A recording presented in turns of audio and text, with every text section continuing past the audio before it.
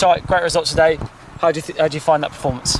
Yeah, very happy with the young lads. I wanted them to not leave the performance from the last game there. I wanted them to bring that into this game, which they did, which I'm very happy with. Yeah. You're 1-0 down quite early on, with them scoring after 9 minutes, I think it was, in the end. Was there a worry that you couldn't get back into the game? Maybe sort of that performance last week wasn't going to be reflected today?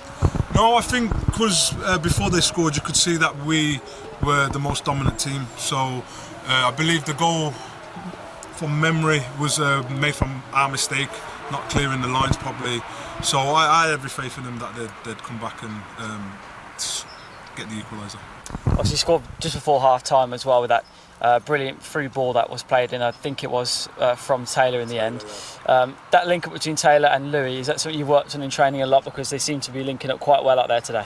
Yeah, we work on a variety of things. Obviously, they're young lads. We try and put different kids in different positions, so then hopefully on the pitch they'll have an understanding whatever position they're playing, they'll be able to execute good play. So yeah, them two have good connections because they know each other's ability. So then I believe at the time Louis knows that Taylor can put in that kind of ball in them kind of areas, so that's why he makes them kind of runs. So well done, your keeper Spike. He made a numerous amount of saves. I heard you saying it at the end of the game as well. 3 or 4, keeping them out, keeping it at 2-1 at the time. What do you have to say about that?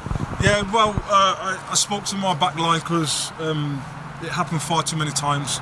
Yeah, you want your goalie to be the foremost back at defence, and you want him to make saves that keep him in the game. But I think for a spell there, he's making 3 or 4 1v1 chances where I think my defence have switched off, hoping that for whatever reason, the offside or the goalie's going to come and claim. They've just switched off, which I can't have. So I've spoke to him about it.